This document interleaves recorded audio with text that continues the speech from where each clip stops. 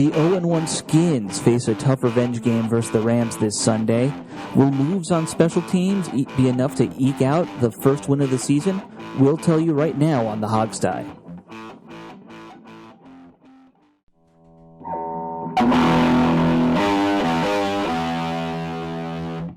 It's the Hogsty.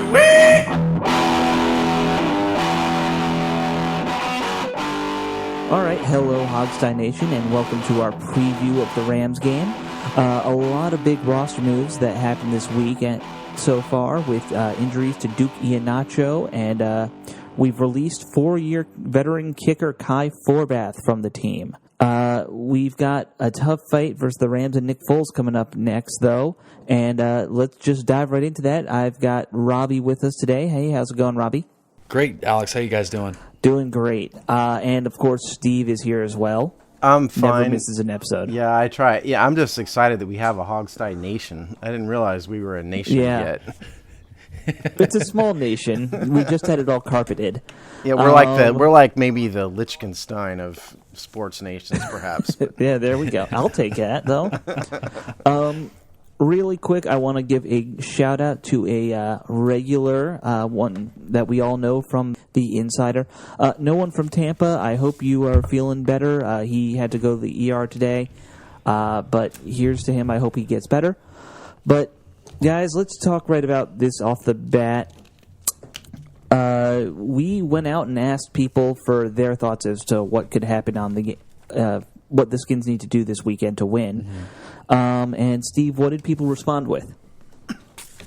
Okay, Kyle, who goes by Redskins Fan 9000, said the defense needs more turnovers, which is a substantive input that I think we can all agree with. Our very own, our friend Scott Campbell had the genius comment, "Play better." Thanks for that, Scott. I'm glad you put thought into that one. Good work, Scamp. Yeah. Jonathan Bragg, another one here. Score more points than the Rams. I didn't realize that. I'm glad he said it because now I know we need to score more points. Thanks. Yes. For that. What was his name? Bragg? Jonathan Bragg, who goes by. What's he bragging about? Because it ain't. Well, Bragg is in Fort Bragg. Oh, okay. Bragg. He's bragging about Bragg. And the other one that I thought was kind of funny, Orion Hall, who looks to be an ODU grad there, Robbie, based on his Twitter handle. Former teammate of mine. Play the game. Oh, is he? Yeah, I know on him. Madden instead of. He says play the game on Madden instead of real life. Perhaps we'd have a better chance, I guess. Thanks, on Orion. Madden than on the field. There you go. Did you play with him? Oh yeah, Robbie? We're best buds actually. He's just commenting to give us a hard time is all. Yeah. He knows what he's doing. What is he, a Cowboys fan or something? Yes, he's a Cowboys fan. Sons of bitches. Anyway, yeah. So those are the ones I thought were kind of funny. So there you go. Yeah. Well, there you go. I think Scott Campbell gets the prize for the dumbest comment of right. All right, Scamp, you can expect your prize in the mail in 10 to 12 months. Good work.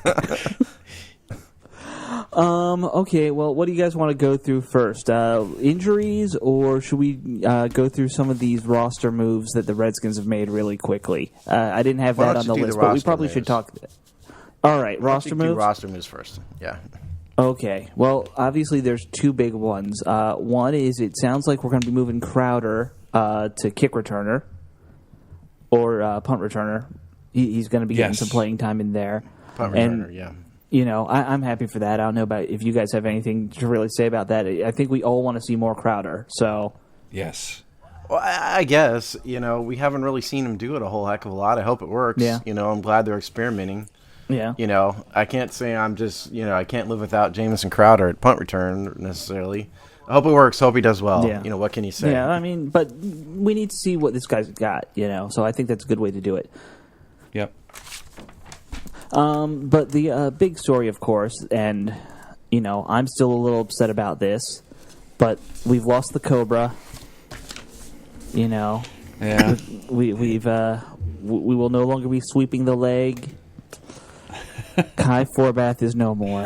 No more And, Cobra Kai. Yeah. Well, yeah. No I more mean, I nifty don't. blue I don't like it blazers either with weird necessarily. white lapels. No more shoes that are 2 sizes too small that he cooks in an oven. Just Well, let's get one thing straight about Kai Forbath, because there's a little bit of confusion about where he ranks and this and that. yeah. We went over this, a few months Right, ago. right. But the guy's got like an 87% career field goal percentage. Right. That's outstanding. That's like Hall of Fame level if you could parlay that out to 12 years. Yeah. Well, I mean, there's very few kickers in the Hall of Fame, but I mean, that's an outstanding. I think there's only one kicker in Pro the Bowl Hall kicker. of Fame. And Yeah, it's I not think so. even, Mosley. No, it's not. Well, Forbath destroys Mosley on field goal percentage. But And Mosley's the remember- only kicker who was ever an MVP, which is even more Yeah. shocking. I think he should be in the Hall of Fame for that. But, all right, sorry. Probably so. Don't want to go off on a tangent. But but anyway, to finish my thought, so he's an outstanding kicker, but clearly I think the team's big beef was the kickoffs. Yeah. Obviously, that's what they said. I'm just worried that we're going to not be able to duplicate or come close to Kai's field goal accuracy, which is going to sacrifice some of the advantage of the kickoffs. I still don't understand why Tressway can't do the kickoffs. Yeah, I don't get it either. Maybe they did it in practice and it didn't work. Yeah. I don't know. Not enough hang time, I guess. Yeah, and you see, for me, the way I see it, I mean, yes, it sucks. He was very accurate, but we can have a guy that can kick it longer and miss a few here and there, which is the same thing. Not same thing. It's actually better. If he can kick it longer and miss a few, I can live with that, because I'd rather have someone that can kick it longer and miss a few than a guy who can't kick it very long and still kind of miss a few here and there. So, I mean, I understand the situation. Gruden and the coaches want better field position. It has hurt us in the past. I mean, it was a big factor last year, and it still kind of played a factor this year, or last week, I should say. And, it makes sense. I was a little shocked by it, but I understand what they're going for. I'm just bummed out because I really liked the guy as far as his personality and stuff, what he brought to the team, but he's a kicker. We'll all live. Right. Yeah, I liked him too. I have less of a problem with making a move at kicker as I did the timing of it. It's like I don't understand what the team's doing for somehow, because they drafted a kicker, Right? Yeah. Like Hawker, right? Right. They drafted him, and then they didn't let him even get through all the preseason. They cut him after the second preseason Second game, or third, think? I can't He didn't remember, even get yeah. that far. Yeah, I don't think he got to the third game. I think he got to the second game, and so fine. Kai Forbath is it. And then what do? We cut Kai in the first game and draft a guy who got beat out by the guy we cut. Yeah. I was just about to say that. Yeah, it is kind of funny, isn't it? The irony. Yeah. Yeah, it's the irony. And if you were that unhappy with Kai Forbath, what changed in week 1 against the Dolphins that made you flip out and cut him? Where we could have had a better choice of kickers a month ago than we did now. I mean, that was my we'll problem see with this kid. I mean, hopefully he doesn't miss an extra point or anything stupid like that, and then we'll really be kicking ourselves, so to speak. Right. But it's the game. That's the way the NFL works. I just thought it was very odd timing. Yeah. I hate to see him go, but it was weird timing. Yeah, for I sure. agree. Well, let's move on to the injuries. Do you guys want the list of guys who have injuries from the Rams first or from the Skins? Let's do the Rams first. Okay, so the Rams, they have 3 running backs who are on their injured list right now: Reynolds, Mason, and Gurley. Mason and Gurley looks like they participated today. Reynolds did not. Gurley's their starter, right? Or he's their First big-time round draft guy. pick. Yeah. Yeah. I mean, Gurley's their stud. Kind of looked like Cunningham played really well last week. If you look at his numbers, he was a good dual threat. So I don't know if they're going to be that nervous without him. But if he is playing, that can't be good for us either. Here's my take. Well, and by the way, just when you say today, we're recording on Thursday. Yeah, yes. So we don't know what's going to happen Thank Friday you. or Saturday. But Yeah. go ahead, Rob. Yeah, I was just going to say, here's my take on that, though.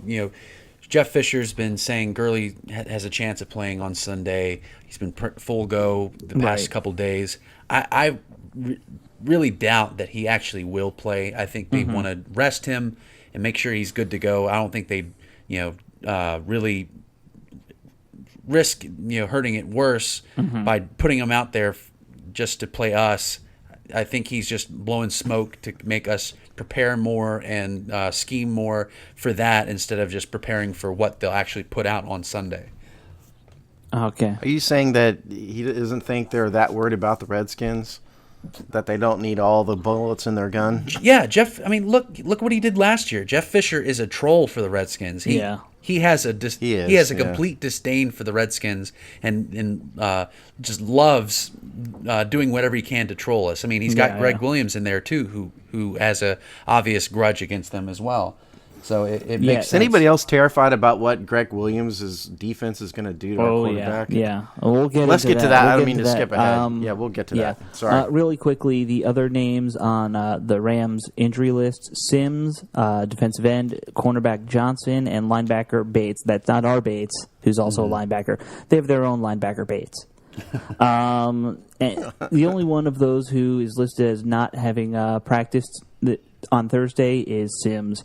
I fully expect... And Reynolds, too. Oh, Reynolds, too?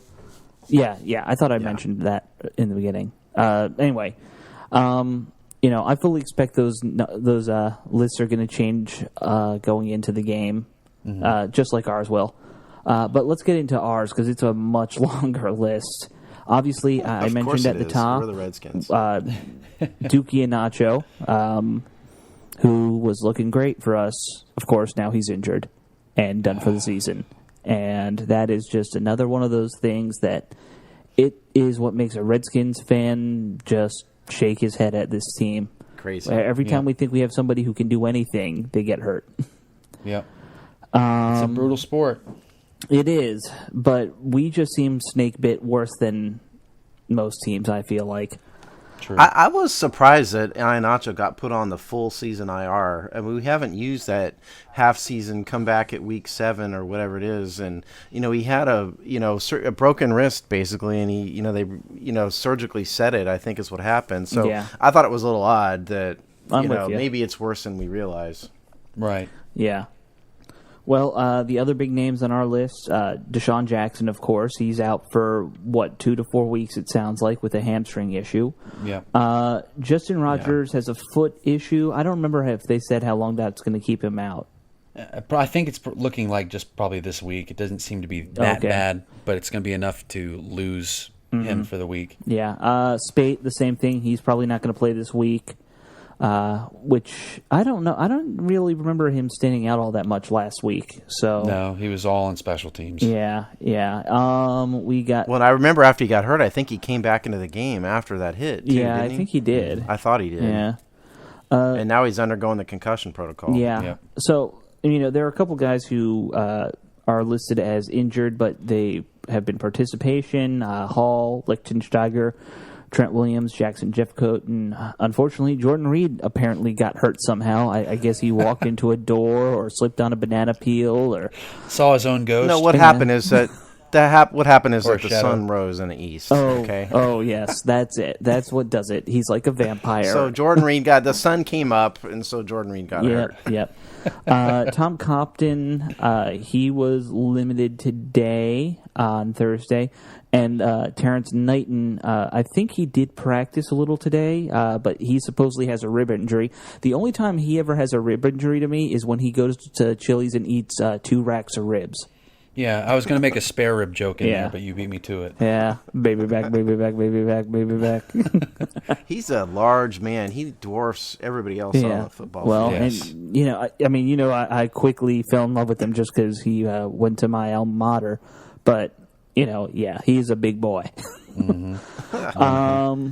So that's about it for the injuries. Well, let's talk about two things on this injury Sure. list.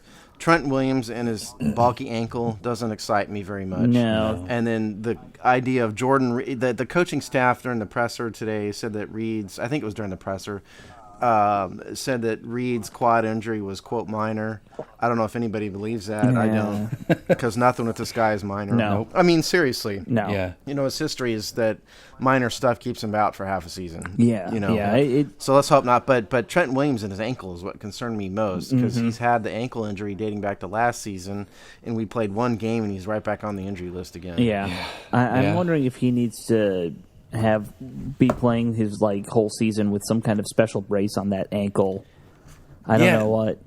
know what he can do, but That's interesting to me because, I mean, when I was in college, we were all required to wear ankle braces, either braces or even taped it up. You had to Sure. do either one. So I'm sure the pros that aren't required to do anything. They sometimes didn't even wear their knee pads or thigh pads, whatever. sure. But you kind of got to look at it now and say, hey, I got to take precautions because I've hurt this ankle before. Maybe I should actually take better care of it. You're a $15 million a year Maybe he is doing left that, though. tackle. Yeah, that's a good point too. Yeah. I guess that's kind of me jumping the gun, but Yeah, we don't know what's under his sock. He could be Yeah. taping it up on. Maybe he may be taped. I can't believe it's not taped. Yeah, You know. I mean, I would assume if it is taped, it's underneath the sock, so it's not a tell or anything for defensive end to go after his foot. But right. Well, and it's worth noting that he was a full participant in practice Right. today, Thursday. So it just, Yeah, but- obviously he's going to play, but that's it's also the it's kind of guy concerning. Trent Williams is. You'd have to saw him in half to keep him off the field. Yeah. I mean, he's just that kind of guy. Yeah, I'll that- reserve my concerns to Sunday if I see him, he looks slower or doesn't move as well, then I'll okay, great, he's definitely hurting. Yeah, Because you can, as I said before, you can tell when Trent is hurt. There's a big difference in his play when he's hurt. Is it speed and agility? What is it? Yeah, That it's people should look for. It's agility. You just can't recover when say a guy's beating him. His counter to whatever move that is, it's just very slow and very kind of. It looks half-assed almost, like he's taking a play off. Yeah. Well, we'll see, because I thought the Miami game was one of the best games he's played in a long time. I agree. Yeah, well, I he thought. was healthy, and I think our whole line stepped up versus Miami. Maybe that's just a one-game thing, but I'm thinking if they can do this versus the Rams, it's more than just one game. This is a revamped version of the old dirtbags, the Hogs, or whoever you want to call them. Let's start with that, actually. Defense versus the Rams offense, our offense versus the Rams defense. That's got to be the thing you're looking at first, right? Will our O-line hold up against another big challenge? And this is without a doubt, in my opinion, the best defensive line in the NFL. It's they got their 4 starters, plus they got these guys behind them, especially D tackle, that are extremely talented that should be starters elsewhere. More depth, yeah. Yeah, you have obviously Chris Long, you got Aaron Donald, you have Robert Quinn, and then you have I believe it's Brockers, who's the other D tackle next to Aaron Donald. Right. If I'm wrong, please correct me.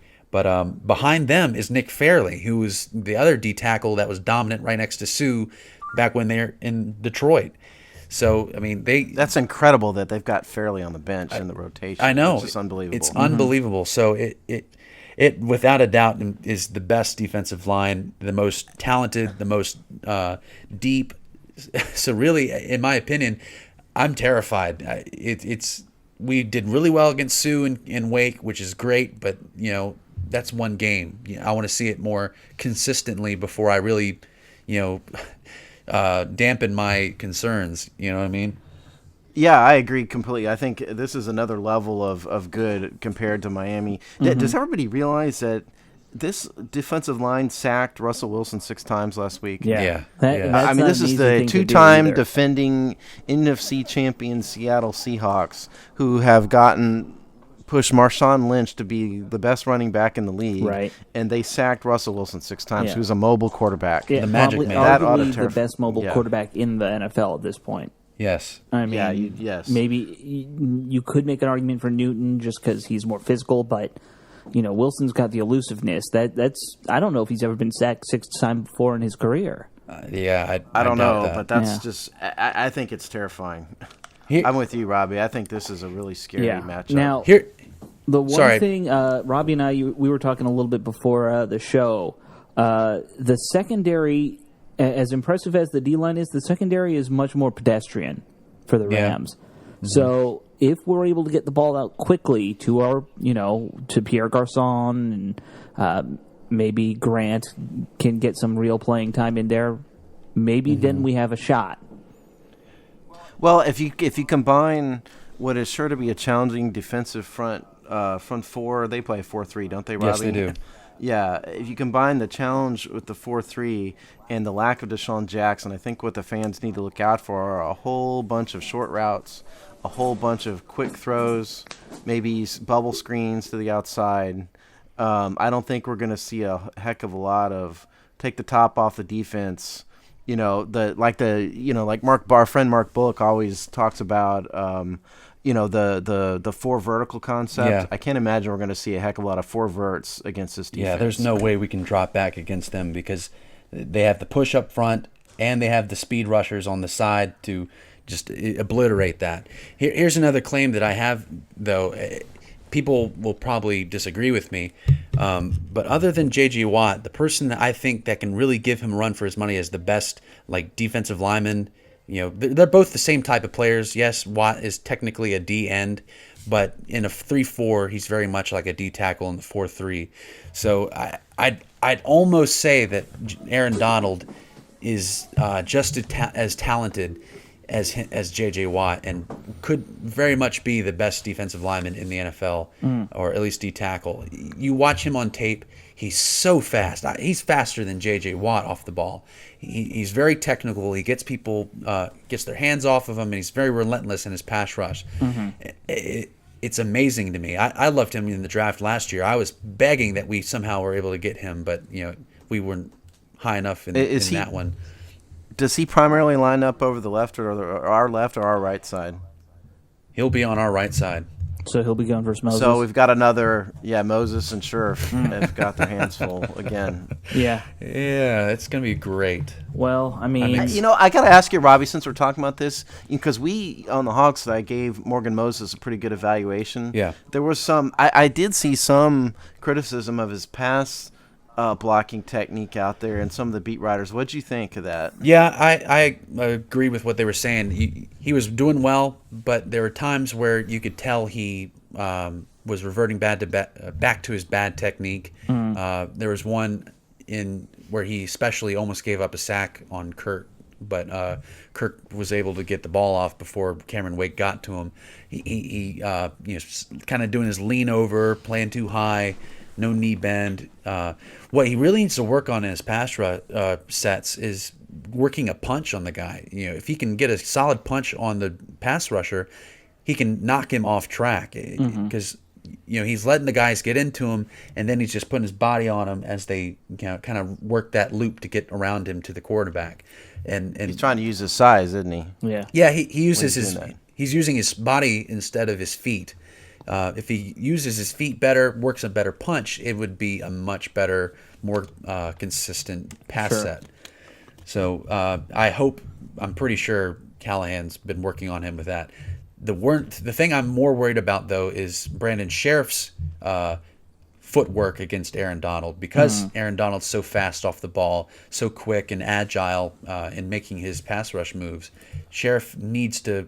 I would be working on him for at least an hour after every practice, like doing ladders or the mirror dodge drill. Anything to really work on his feet to move laterally as quick as possible, because cutting Aaron him off Donald, at the knees all game long like we did last week's not going to work as well.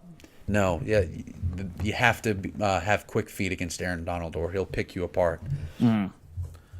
Well, let's. I'd like to address our running game here, since we're talking about the Redskins' offense. They really look good against a pretty quality Miami team last week, and we were averaging as a team 4.4 yards per carry. Alfred Morris had his best game in a long time. Yeah. The Rams did hold the Seahawks to a 3.9 yards per carry average. Yeah. Which is the big Marshawn Lynch centered offense. So I think that they probably pose almost as much of a challenge in run defense as they do in pass defense. They do. So it's going to be. I think we'll probably rotate our backs quite more this week, probably to keep them fresh. Yes. So expect a lot of Matt Jones this week. One thing I was actually, speaking of Matt Jones, one thing I was surprised to see was the snap counts for last week's game for the Skins, that Jones actually got the least number of snaps of any of our running backs. But Alfred Morris was really rolling, though. Yeah, but Thomas, he got like double the number that Jones did, which I don't think he made the most of those plays out there. But he's the third down guy. Matt Jones is in fact the backup. Yeah. And so Thompson. You said Thomas. I think you meant Thompson. Yes, Thompson, I meant right? Thompson. Thompson is the third down back, so he's going to be in there maybe more. I just think this week is the week that we're going to see a heavy rotation because this is going to be a really stout challenge, and so I think they're going to want to keep both our backs fresh. Yeah, I think you're right, but I just. I think Jones, supposedly he's going to be our guy who has hands. I know Thompson does too, but and I think really that might be one of the keys for us winning this game is getting our running backs out in the flats and some quick short passes. Definitely. That'll kind of neutralize that good defensive line a little bit. Here's what I think too. I was watching this Rams play back in the preseason when they played the Titans because at the time I was curious about Mariota, seeing how he played on offense. They were running the ball on that starting defense, and Titans aren't known for their running game. They don't really have anybody like Chris Johnson anymore that can really change the pace in the running game. But they were running all over them. Bishop Sankey was getting yards, and the other guys were as well. I really do think that we can run the ball on them just like we did against Miami, and we just got to stick to it. If that means you run Alfred till he's tired, you put Matt Jones in and run it till he's tired. I'd say just run it down their throat until they stop it. Don't. I think we're going to have no choice but to do that this week, to be honest. Exactly. Yeah, I think you're probably right. Well, do you guys want to talk about the other side of the ball real quick? Yeah. Real quick before you do that though, I hate to say it, but Jordan Reed with his injury, if he doesn't go, or if he's limited, that's gonna. Jordan Reed was our leading receiver last week, and in against a team like the Rams, we could use a tight end running those kind of tight end. Patterns, sure-handed so too. It would be a big loss. Very sure-handed. And not just that, big loss. With the loss of Deshaun Jackson, when you think of a basic passing scheme, you got the left side of the field, the middle, and the right, and we'd already lost one of the edges of the field.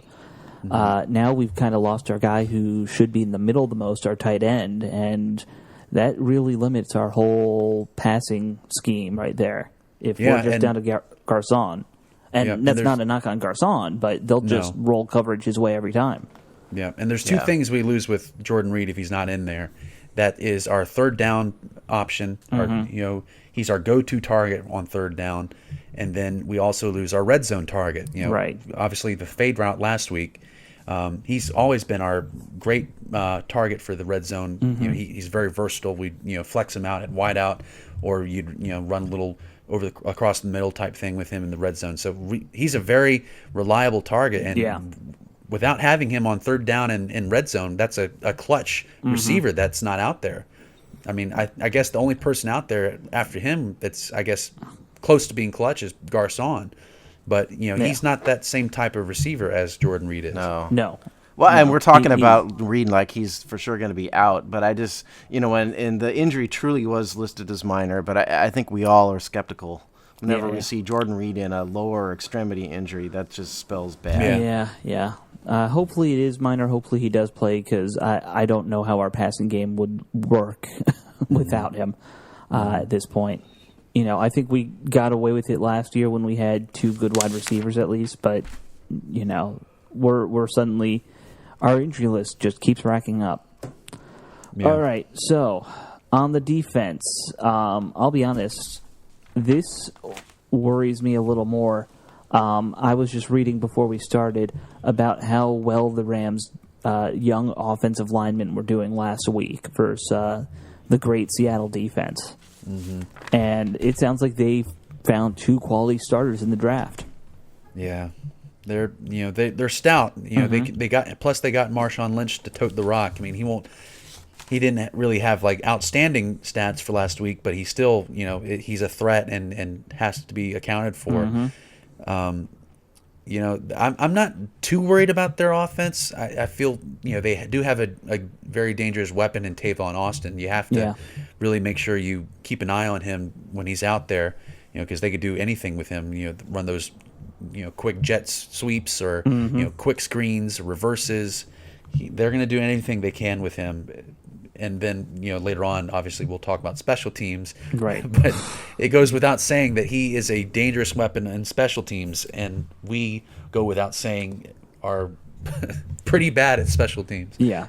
Yeah, I mean, he ran one back for a touchdown, just Yep. in case anybody doesn't remember. I think Tavon Robinson is, danger, danger, danger. That guy is a burner. He's going to be a star if he's not already. Yeah. He scares me. And the other guy, for me, that I think is concerning is Nick Foles. I think the Redskins fan base, for some reason, consistently underrates Nick Foles, mainly because he was with the Eagles, and we all hate the Eagles. No, it's because he looks like Napoleon Dynamite. That's why we all hate him. No. Here's what he looks like. Sorry, this is the you say Napoleon Dynamite, but if you look at a picture of Tom Petty, he is Tom Petty.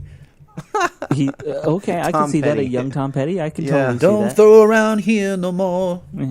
But Foles, listen to his line against the fearsome Seahawks: 297 yards, 66.7% completion rate, and a touchdown, no interceptions. I think the guy most of us would happily take that versus the Seahawks. Yeah, versus what we got last week against the Rams. Yeah. But let's not start that. Anyway, it looks like Jeff Fisher's kind of figured out how to use. If one game is an example, a representative sample at least, Jeff Fisher's figured out how to use Nick Foles. And I think he is underrated by the Redskins fan base and can do damage. Can do damage if given the right amount of time. Yeah, I worry about the whole. It comes down to pass rush. Yes, it does. Yeah, I mean, I do worry about the whole Nick Foles thing. I said it kind of when we were going over injuries. I worry about the fact that they have a dual threat running back because we've been burned by those so many times in the past. Yeah, and the other thing about him is he's very tough. He takes hits. We beat him up pretty badly last year, and he still got back up and beat us. Especially that first game against them. So yeah, he gets the job done. He's not spectacular in any way. He's not Tom Brady or Peyton Manning, but no, he was his rookie year. He was Tom Brady. That's true. He was. I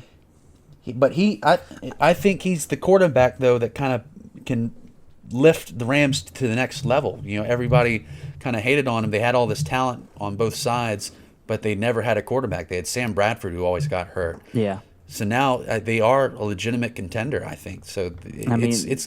There were people putting them in discussions for being NFC or not East NFC champions or something like that. I mean, I don't know if I quite can go that far with them yet, but they looked good last week. The potential is there for that at least. Is Nick Foles what we hope Kirk Cousins grows into someday? Are they a little similar? They're both. They both have a little bit of size to them, but they're fairly athletic, but they're still at heart they're pocket passers. They're not going to wow anybody in terms of arm strength and downfield, but Foles has a good sense of the field. He doesn't throw interceptions. He's very accurate. I sit here and wonder if Kirk Cousins could use Nick Foles as a role model. Yeah, I mean, he could use a lot of people as a role model. He could do worse. Well, yeah, granted, he needs all the role models he can get. Sure. I guess. Yeah, Sure. but I think y'all know my point. I think Nick Foles is what we hope Kirk Cousins. Well, I don't know about hope, but I mean, if that's what Kirk Cousins were to turn into, I'd live with that for another 5 years. Yeah, I could. I'm not hopeful that that's going to happen. Yeah, but nor am I. That's what I'm saying. Well, what else about the Rams' offense? So we've kind of gone over running backs. We've gone over their quarterback and wide receivers.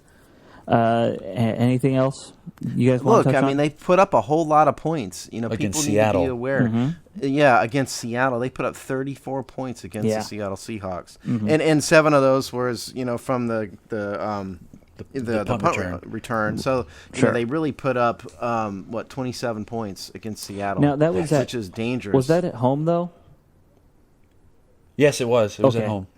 I mean, Yeah. so there is that And little we have- factor that and we they'll have be the going from indoors to outdoors, but Yeah, well, and Tavon Austin is a sprinter, Yeah. so he's on the carpet in St. Louis, and we're on the natural grass surface. right. at But he did FedEx kick Field, us. So maybe Didn't that'll he slow kick him our down a ass little last bit. year anyway? Well, let's go over that, shall we? Do you have last year's stats? I, in fact, do. First of all-time head-to-head record. Anybody want to guess? I know What do you we've think got a head-to-head? lead on it, but We always find a way to Yeah. lose, though. At least It's- recently. yeah. Well, head-to-head, it's 22-11-1. We're ahead all-time. But the last meeting was December 7th. I was there. Last year. We I lost 24-0. It was ugly. I still have in PTSD the last from that game.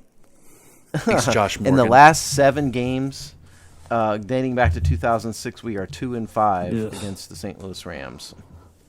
Unbelievably. Yeah. And by the way, in case anybody's wondering, the reason why we keep playing them over and over again is that thanks to the NFL scheduling convention, the last place teams play each other every year. Yeah.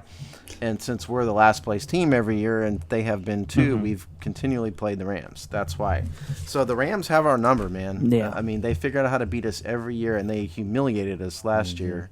Yeah. Well, with Yeah. their captains. They put out the captains or the players that they drafted from our Robert Griffin trade just to troll us. No, it wasn't just that, though. I mean, I was at the game, so no one at the game even noticed that in terms of the fan base. Yeah, The things that's that really embarrassed us. We got dominated on special teams. We got dominated by their defense. And then they, injured our quarterback, and we put Robert Griffin back in. So, that was kind of the story of that whole game. And they're better now Yeah, than they were last year. Yeah, that's the scary thing. Think about that. Really quickly on their special teams. I thought last year they had the best special teams unit in the league, and I don't think they've done anything to make themselves any worse at this point. Yeah. So that's a little scary.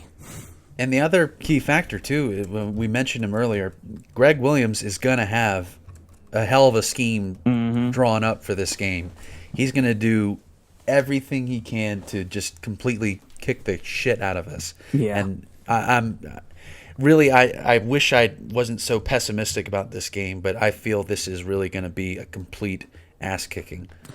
Yeah, I'll tell you. I mean, Greg Williams, we all know, or we should know out there, that he is a blitz-happy dude. Loves to blitz the quarterback, loves to put as much pressure on the quarterback as he can. And now I think he probably has the best defensive front he's ever had in his career, including the time when he was in Washington. Oh, yeah, easily. and We so- never had a great defensive Yeah. front in his career here. And here's Right. the even scarier thing about that, though. He doesn't have to blitz us this year. He doesn't have to. He's got this incredible front, like you said. He doesn't have to bring anybody. He can just drop back everybody into coverage and just let the guys up front do their job. It's the same as Seattle, when the past couple of years, and it's the same as when the Giants had some great defenses when they were winning Super Bowls. All you need is that front four rush to get to the quarterback, and that's horrifying. Yes. All right, so guys, let's wrap this up with some predictions. I get the feeling that we're all going to probably be on one side of this. Yeah. Steve, you want to go first? Go first. Okay, I'll go first. I do think the Rams are going to win the game. I think offensively we're going to see kind of, in terms of production, more of the same. We'll get a touchdown. We'll get a field goal. I think Kirk's going to be under pressure the entire game. And I think the Rams will win fairly handily, something along the lines of, 24 to 28 to 10. Okay. So that's So what I we get predict. 10 points again, and our Yeah. anemic offense under Kirk Cousins continues. Well, I'll go next because, Robbie, we always like to save you for last because you always have the best insight. I'm kind of with you on the score. I think we do a little better on offense this week. I think we maybe make some better decisions when we get into the field goal range, but it's not going to be enough. I'm going to say we lose this one 28-17. Wow. Okay, well, I'm going to be extremely pessimistic. I am counting on the fact that I'll be eating a big plate of crow next week and be so thankful that I was wrong, and we'll drink the Kool-Aid a little bit. But I think it's going to be just a complete embarrassment, and I'll be turning the game off after halftime. You can't do that. You're going to have to discuss the game. I can go back and watch the film later. I'll go on a date with my wife to see The Martian if it gets as bad as it's sounding right now to you. Yeah, or Sicario, or even Black Mass. Those movies look great. But if I had to predict the score, I'm going to say 35 to 10. Wow. Yikes. I was trying not to be that pessimistic, but, if I had to shade one way or another, I think I'd lean with you. I hate to say it because I hate to be pessimistic about the team, but this one just doesn't look good. So I'm the optimist at an 11-point loss. The line, strikingly enough, the line in Vegas as of today was 3.5. Was Rams -3. I don't know how they got to that. I guess it's because it's an away game for them. That's probably why. That's insane. Yeah, I think the Rams are going to be good. All right, guys. Look, our folks, before you end it, just our saving grace. I'll throw a little bit of optimism out there to end the show with. If we can get our running game going and get Alfred Morris rolling and start controlling the clock a little bit and keep the pressure off of Kirk Cousins via the run game, maybe we can have a shot at it. The whole trick is we're going to have to get the run game going again in the 4.5 to 5 yards per carry range consistently. Yeah. So if we can do that, maybe we have a shot. Either. All right. Well, guys, it was. I think this is a pretty good preview show, and we will be back after the game. We will record on Sunday. It'll probably go up on Monday or Tuesday, folks. So look out for that. In the meantime, if you want to hit us up on Twitter, it's at the Hogsty, or you can find us on Facebook at Hail to the Hogs. And we will see you guys soon. Have a good night.